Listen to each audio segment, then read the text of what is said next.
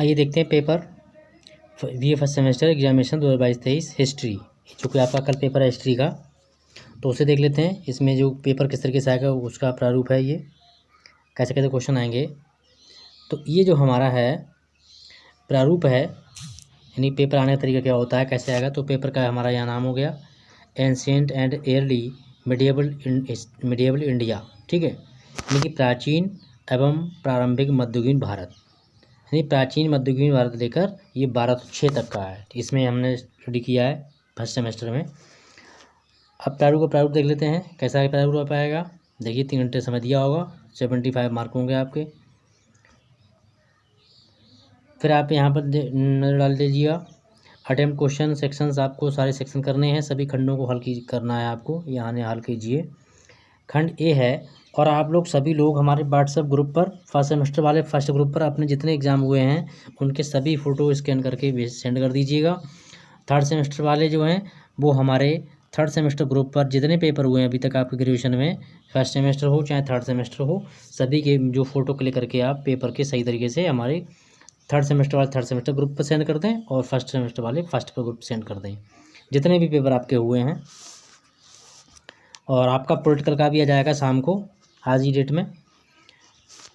तो पहला कोई इसमें जो सेक्शन फर्स्ट है वो है सेक्शन ए, यानी खंड आ है, इसको खंड आ कहते हैं। अतः उत्तरी प्रश्नों का है, यानी very short answer type question होंगे इसमें क्या करना है आपके लिए, अटेम्प्ट ऑल 5 क्वेश्चंस, यानी 5 क्वेश्चन देंगे, 5 आपको हल करने हैं। 3 नंबर का क्वेश्चन एक होगा, 15 नंबर का क्वेश्चन होंगे। तो यहाँ पे हिंदी में भी दिया हुआ है, सभी प्रश्नों को उत्तर दीजिए। प्रत्येक अतः उत्तरी प्रश्न 3 अंकों का है। तो इस प्रकार जो है आपको 5 प्रश्न हल करने हैं। पहला है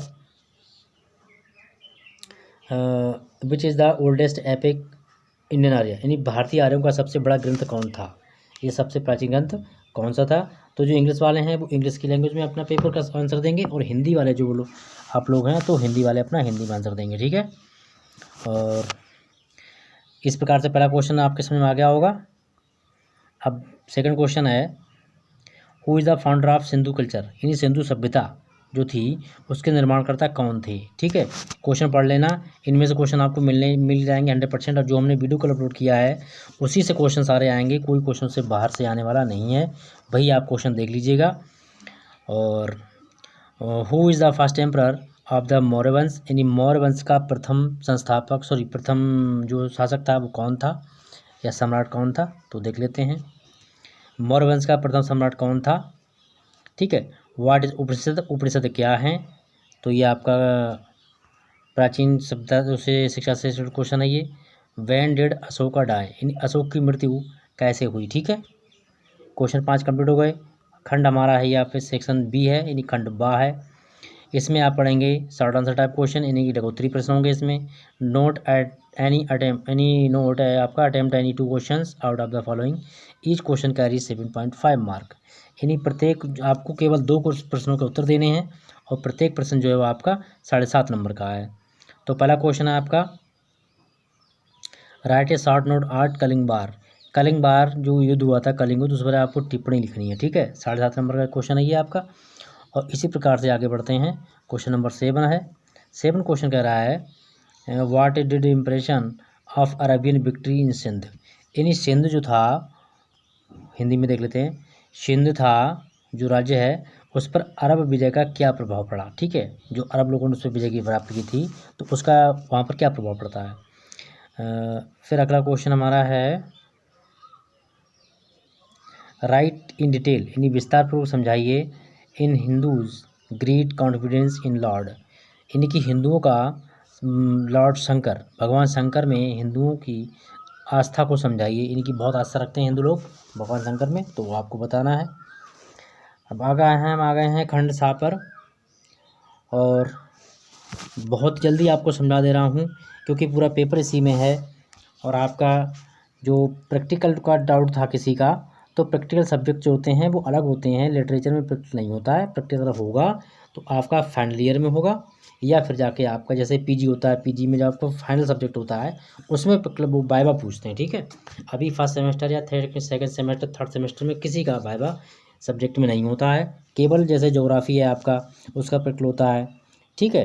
और होम साइंस है, इसका प्रैक्टिकल होता है, स्टैटिक्स का होता है, ठीक है, जो आप बीए कोर्स करते हो उसमें। और बाकी अन्य सब्जेक्ट में भी नहीं होता है, हिंदी इंग्लिश लिटरेचर में नहीं होता है, ठीक है। तो सेक्शन सी है हमारा खंड सा लॉन्ग आंसर टाइप क्वेश्चन। इसमें आपको लॉन्ग क्वेश्चन करना है, डिटेल पॉइंट में बना के डालने हैं सब, ठीक है। यदि आप लाइव क्लास देखना चाहते हैं इसी चैनल पर, तो आपके लिए आंसर कैसे बनाने हैं इसका लाइव हम क्लास शुरू कर सकते हैं। आप अपनी राय कमेंट बॉक्स में जरूर दें, उसमें बता देंगे कि आपको किस तरीके से आंसर लिखना है, यदि आप लोग लाइव क्लास चाहते हैं तो। वरना इसी में क्वेश्चन देख लेते हैं फटाफट। Note attempt all questions out of the following, इन्हीं में से आपको सभी क्वेश्चन हल करने हैं, क्योंकि 9, 10, 11 तीन क्वेश्चन है, तीनों आपको हल करना है। ईच क्वेश्चन कैरी 50 मार्क्स, और प्रत्येक क्वेश्चन जो है आपका 15 नंबर का है। तो सभी प्रश्नों को उत्तर दीजिए, ठीक है, सभी प्रश्नों को उत्तर दीजिए। और प्रत्येक जो प्रश्न है वो 15 नंबर का है, यानी कि आपके 45, यानी कि 50 नंबर की ये सेक्शन सी है। तो है what is the difference between the purpose of Mohammad Ghori and Mahmud Ghaznavi attacking on India, यानी भारत पर आक्रमण करने का जो महमूद गजनवी और मोहम्मद गौरी के उद्देश्य क्या थे, क्या अंतर था दोनों के उद्देश्यों में। तो इसका आंसर मैं आपको बता चुका हूँ, और इसका आंसर यही है, आपको लॉन्ग में लिखना है पॉइंट बना के। क्योंकि अंग्रेज जो गजनवी था वो मतलब हमारे देश से अपना मतलब लूट करके, यानी कि यहाँ पर का जो सोना हीरा जवाहरात जो होते थे उसको खजाना लूट के अपने देश जाता था। सिर्फ उसका उद्देश्य था यहाँ से लूट माल को लूटना। और जो मोहम्मद गौरी था उसका उद्देश्य था कि भारत पर मतलब वो मतलब जो है लूट भी करेगा और वहाँ पर वो राज्य भी करेगा, शासन भी करेगा। लेकिन महमूद गजनवी का शासन करने का कोई यहाँ पर उद्देश्य नहीं था। बाकी आपने पढ़ा होगा उस तरीके से आप बना के लिख देंगे। तो ये इसका आंसर हुआ, मतलब इस मीनिंग निकला। तो यहाँ पर भी हिंदी में दिया हुआ है, ये हिंदी वालों के लिए है। महमूद गजनवी एंड मोहम्मद गौरी की भारत पर आक्रमण करने के, ठीक है, उद्देश्य में क्या अंतर था। मोहम्मद गौरी के भारत पर आक्रमण करने के क्या उद्देश्य थे। तो इनमें आपको मैंने अभी हिंदी में बता दिया उद्देश्य क्या थे, समझ गए होंगे आप लोग। अगर आपको ये नहीं आ रहा है तो दूसरा क्वेश्चन कर सकते हैं, अथवा में दिया हुआ है, और प्रत्येक में आपका अथवा क्वेश्चन दिया होगा। Describe the importance of Sindhu valleys, यानी सिंधु वैली जो थी, सिंधु घाटी जो है उसकी आपको महत्व बताना है, या फिर उसकी विशेषताएं, इंपॉर्टेंस, महत्व, विशेषताएं एक ही होता है, ठीक है, वो बताइए आप। तो लिखा है सिंधु घाटी की विशेषताओं का वर्णन कीजिए। अगला क्वेश्चन हमारा है who was the Gupta emperor, गुप्त सम्राट कौन थे। Describe the rulers of Chandragupta's first state, इनके चंद्रगुप्त की जो राज्य था उसमें आप उनके शासन की व्यवस्था की व्याख्या करनी है, ठीक है। तो लिखा है गुप्त कौन थे। गुप्त वंश के प्रथम प्रथम शासक चंद्रगुप्त मौर्य थे, के शासनकाल का वर्णन कीजिए। यानी प्रथम जो गुप्त वंश के शासक थे वो चंद्रगुप्त मौर्य थे, और उनके शासनकाल का वर्णन कीजिए कि उनके समय में शासन कैसा था, ठीक है। ये अगर आपको नहीं आ रहा तो आप इसमें अथवा दिया हुआ है। How many types of manners in Hinduism, यानी कि हिंदुओं के जो संस्कार हैं धर्म में वो कितने संस्कार हैं, मैनर्स को संस्कार कहते हैं, ठीक है। हिंदू धर्म में कितने प्रकार के संस्कार होते हैं, ये हिंदी में आपको हो गया। तो इस प्रकार से क्वेश्चन पढ़ते हैं हम 11 क्वेश्चन की तरफ बढ़ने से पहले आपसे एक रिक्वेस्ट है, वीडियो को शेयर जरूर कर दीजिएगा, एक लाइक दे दीजिएगा, और अपने दोस्तों में जरूर भेजिएगा, क्योंकि क्वेश्चन पेपर है ये इसका प्रारूप है, और ऐसे तरीके से आपको क्वेश्चन मिलेंगे। इसमें आपका कोई ऑब्जेक्टिव क्वेश्चन नहीं आएगा, एमजेपी ने कोई ऑब्जेक्टिव क्वेश्चन का पैटर्न नहीं रखा है। और इसके एग्ज़ाम फिनिश होने के बाद आप किस सब्जेक्ट को पढ़ना चाहते हैं वो भी कमेंट बॉक्स में बताएं, और कम्युनिटी पेज को जरूर फॉलो कीजिएगा। वहाँ पर आप जाके मतलब कम्युनिटी पेज को देखिएगा, वहाँ पर अपनी राय दे सकते हैं जैसा भी आप चाहें, और कमेंट बॉक्स में जाके आप कमेंट करिएगा कि अगर आपको थोड़ी भी हेल्प मिलती है हमारे वीडियो से तो प्लीज़ कमेंट में आप ज़रूर बताएं। और क्वेश्चन 11 है who was the great Ashoka, Ashok महान कौन थे। Describe what did impression of Kalinga war on his mind, यानी अशोक महान कौन थे, उनके दिमाग पर या उनके मस्तिष्क पर कलिंग युद्ध का क्या प्रभाव पड़ा, ठीक है। यहाँ पर दिया हुआ है अशोक महान कौन थे और कलिंग युद्ध का उन पर क्या प्रभाव पड़ता है, ठीक है। क्योंकि कलिंग युद्ध था सबसे भयानक था उनके जीवन का। तो क्या होता है वो आपको मीनिंग बता देंगे अभी हम।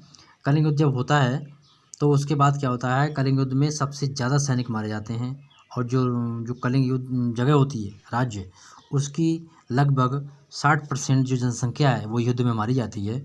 वहाँ पर बॉडीज़ के मतलब पूरा ढेर लगा होता है, पहाड़ बन जाते हैं, बॉडियों पड़ी होती हैं। तो ये सब जब अशोक देखते हैं तो उनका हृदय जो है वो व्यथा से विचलित हो जाता है और जीवन में युद्ध ना करने की वो मतलब अपने आप को शपथ लेते हैं और इस प्रकार जो है वो उन्होंने युद्ध के लिए हमेशा के लिए छोड़ दिया। अगला क्वेश्चन हमारा है, तो इसके बारे में मैंने बता दिया, अब बाकी आप लिख देंगे बना के, जैसा आप याद किया ही होगा आप लोगों ने।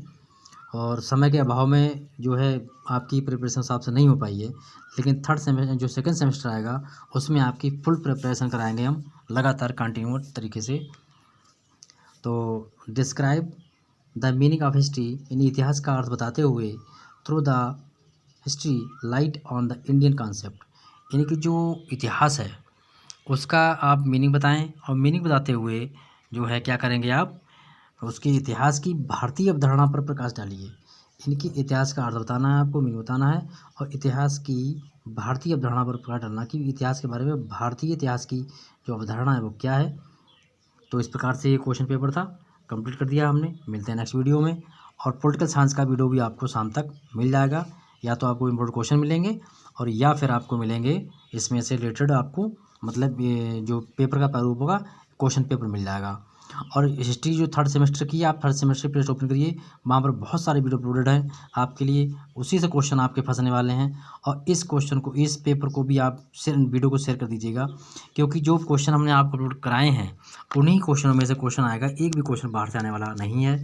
तो उम्मीद करता हूँ कि आपको वीडियो पसंद आएगा। Thank you.